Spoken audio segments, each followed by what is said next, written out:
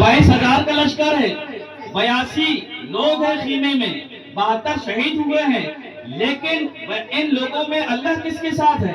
22,000 کے لشکر کے ساتھ میں نماز ہے، اذان ہے، روزے ہیں، سب کچھ ہے، لیکن صبر ان کے ساتھ نہیں ہے، صبر ان کے ساتھ نہیں ہے۔ صبر کن کے ساتھ ہے؟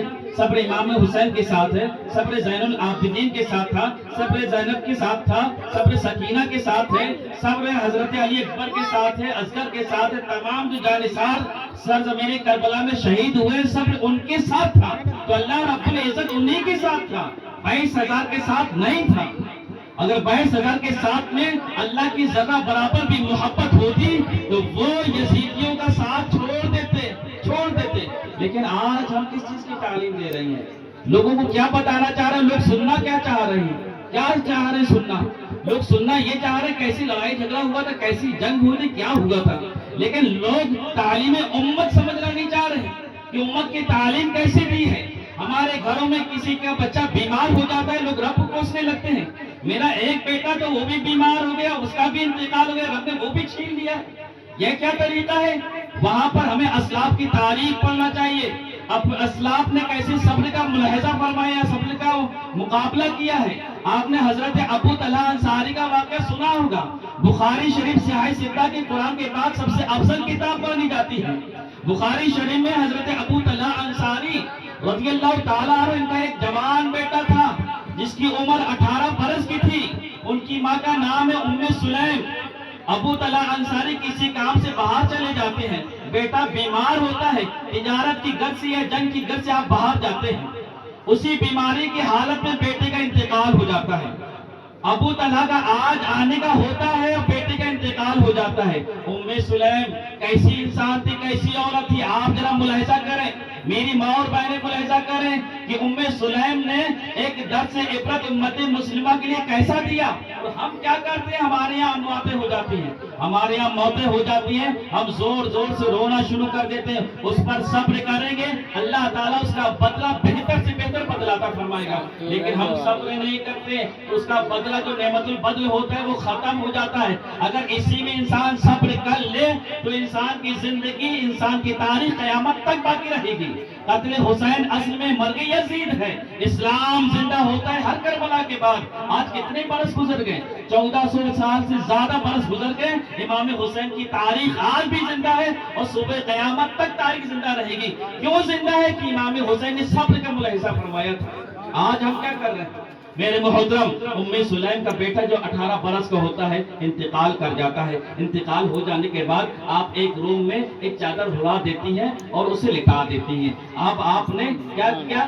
آپ کے شوہر نامدار حضرت ابو طلحہ حاضر ہوتے ہیں، سلام عرض کرتی ہیں، سلام کرنے کے بعد شوہر نامدار سے کہتی ہے آپ کو بھوک لگی ہوگی، سفر سے آئے کھانا کھا لیجیے، کھانا کھا لیجیے۔ وہ ماں جس نے خون و جگر پلایا، 9 مہینہ پیٹ میں رکھا، جس نے سردی کے موسم، گرمی کے موسم میں الگ الگ طریقے سے پالا، جب یہ مائیں وہ ہوتی ہیں جب بچہ پیشاب کر دیتا ہے تو اس سمت سے ہٹا کر دوسری سمت لٹا لیتی ہیں۔ جب بچہ اس جانب بستر میں پیشاب کرتا ہے تو ماں بچے کو ٹھنڈک نہ لگے اپنی سینے پہ لٹا لیتی ہے، لیکن بچے کو ٹھنڈک کا محسوس اور احساس ہونے نہیں دیتی ہے۔ لیکن وہی ماں جن بچوں کو پروان چڑھاتی ہے، پرورش کرتی ہے، 18 سال کی عمر میں بچہ پہنچ جاتا ہے، وہ ماں رو نہیں رہی ہے، آنکھوں میں آنسو نہیں ہے، آنکھیں اشک بار نہیں ہے، چلا نہیں رہی ہے، لوہا نہیں کر رہی ہے، سینہ نہیں پیٹ رہی ہے، دوپٹہ ان کے سر سے نہیں ہٹا ہوا ہے، بلکہ صبر کر رہی ہے، صبر کر رہی ہے۔ شوہر آ گیا، شوہر نے کہا بیٹی کی طبیعت کیسی ہے؟ بیٹا کیسا ہے؟ کہا بیٹا تو اب بڑی سکون کی نیند سو رہا ہے،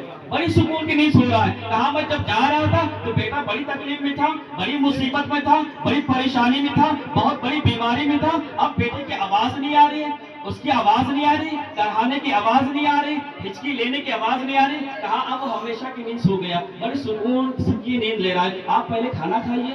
ام سلیم صحابیات میں شامل ہے، حضرت ابو طلحہ صحابی رسول ہے، کھانا کھاتے ہیں، کھانا تناول کرنے کے بعد کہتے ہیں بیٹا کہاں ہے؟ بیٹا کہاں ہے؟ کہا رکیے ذرا، میں بیٹے کے بارے میں آپ کو پوری تحقیق ان کی زیارت کراتی ہوں۔ ام سلیم نے کہا اے ابو طلحہ آپ میرے شوہر ہیں، میرے آقا ہیں، میرے نامدار ہیں، میرے شریک حیات ہیں، میرے سر کے تاج ہیں، اے ابو طلحہ میں آپ سے ایک سوال کرنا چاہتی ہوں، ایک سوال کرنا چاہتی ہوں، ایک سوال پوچھنا چاہتی ہوں۔ ابو طلحہ نے کہا پوچھو پوچھو کیا بات ہے؟ کہا یہ بتائیے کوئی انسان آپ کو امانت دے، امانت دینے کے بعد چند دنوں کے بعد آئے اور وہ کہے کہ میری امانت واپس کرو، آپ واپس کریں گے کہ نہیں کریں گے؟ ابو طلحہ نے کہا کہ ان کی امانت ہے ہمیں واپس کرنا چاہیے، اگر نہیں کریں گے تو امانت میں خیانت ہوگی، یہ اسلام کے خلاف ہے۔ تو کہا اے ابو طلحہ، اے میرے شوہر نامدار، ایسے ہی اللہ رب العزت نے جو امانت ہمیں عطا فرمائی تھی، آج رب نے وہ امانت لے لی ہے، آج رب نے امانت لے لی ہے۔ ابو طلحہ روئے نہیں، گریہ بازاری نہیں کیا، بلکہ اللہ کا شکر ادا کیا۔ انا للہ و انا الیہ راجعون، یہ الفاظ ابو طلحہ نے پڑھے تھے۔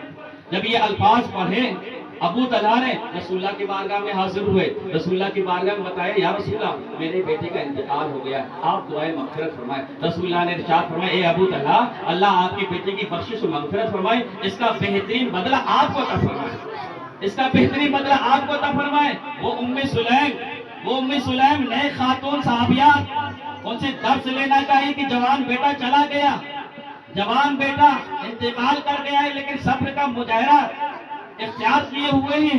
یہی چند دن گزرے تھے کہ 1 سال کے بعد ایک ان کے یہاں خوبصورت بیٹا پیدا ہوتا ہے، خوبصورت بیٹا پیدا ہوا ہے، اور تاریخ میں یہ بھی آیا ہے، مورخین نے لکھا ہے کہ ابو طلحہ نے وہاں پر صبر کیا تھا، اس کے بدلے میں ان کے یہاں 9 بیٹے ہوئے، 9 کے 9 بڑے سے بڑے عالم گزرے ہیں، بہت بڑے عالم گزرے ہیں۔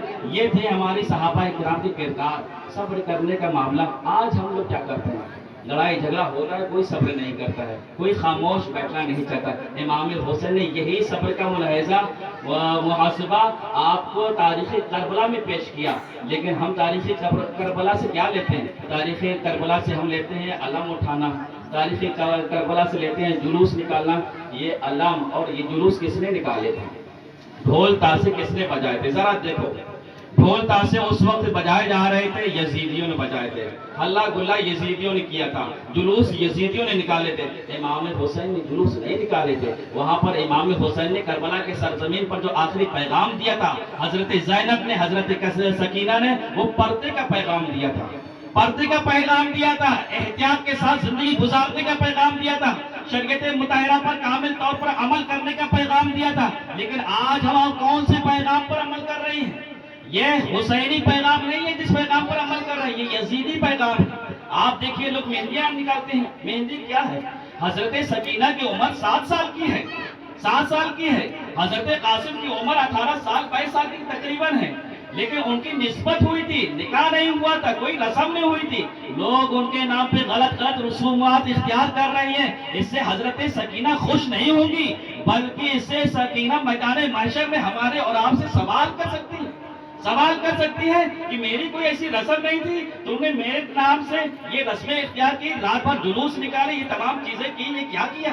اگر ہو سکے تو سکینہ کے نام سے شربت سبیل لگائیے، لوگوں کو پانی پلائیے اور سکینہ کی یاد کو زیادہ کریے، کہ جہاں پر یزیدیوں نے حضرت سکینہ پر پانی بند کیا تھا، ہم لوگوں کو پانی پلا کر ان کی یاد ان کے لیے تازہ کریں گے۔ میرے محترم یہی پیغام دیا تھا کربلا کے سرزمین پر، کربلا کے سرزمین پر حضرت زینب کا یہی پیغام تھا۔ لیکن آج کیا کر رہے ہیں ہم؟ میرے محترم ذرا غور کریں، ذرا ٹھنڈے دل سے سوچیں کہ اسلام ہم سے کس چیز کا مطالبہ چاہتا ہے، اسلام ہم سے کیا چاہتا ہے۔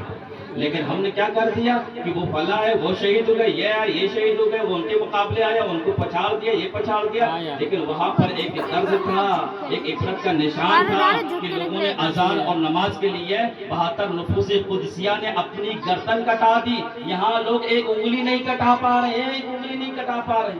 میرے محترم اگر امام حسین سے سچی محبت ہوتی ہے تو لوگ محرم کے مہینے میں مسکراتے نہیں ہیں، لوگ محرم کے مہینے میں نمازیں اور روزے نہیں چھوڑا کرتے ہیں۔ آپ کچھوچا کے سرزمین پر چلے جائیے، کچھوچا کے سرزمین پہ بڑے بڑے بزرگ آرام فرما ہے، وہاں کی خانقاہ والے محرم کا چاند دیکھا کرتے تھے، آنکھیں نم ہو جایا کرتی تھی۔ ہماری آنکھیں کہاں نم ہو رہی ہیں؟ ہماری آنکھیں کہاں نم ہو رہی؟ میرے محترم حضرت مسلم بن عقیل نے اپنے ننھے بیٹوں کو راہ خدا میں شہید کرا دیا، لیکن ہم کیا کر رہے ہیں ان کے لیے؟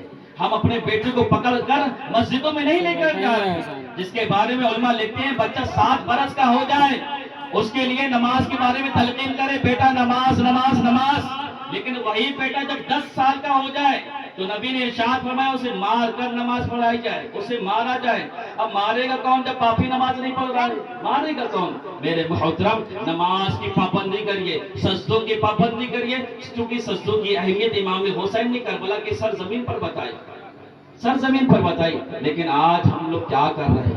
آج کیا کر رہے ہیں؟ میرے محترم کوشش کریے امام حسین کے نام پر اپنی یادوں کو تازہ کریے، ان کے بارے میں معلومات اکٹھا کریے کہ امام حسین کون شخصیت تھی۔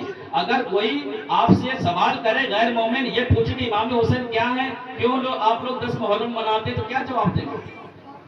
کیوں 10 محرم مناتے، کیا جواب دیں گے اس کے بدلے میں؟ کہ امام حسین ڈھول تاسے بجایا کرتے تھے، اس کے خاندان میں، اس کی نسلوں میں کسی نے ڈھول تاسے نہیں بجائے، کسی نے علم نہیں اٹھائے، کسی نے مہندیاں نہیں نکالی، کسی نے تازیہ نہیں نکالے۔ لیکن آج ہم کیا کر رہے ہیں میرے محترم؟ کیا کر رہے ہیں؟ کیا کر رہے ہیں میرے محترم؟ یہ شہید ہے۔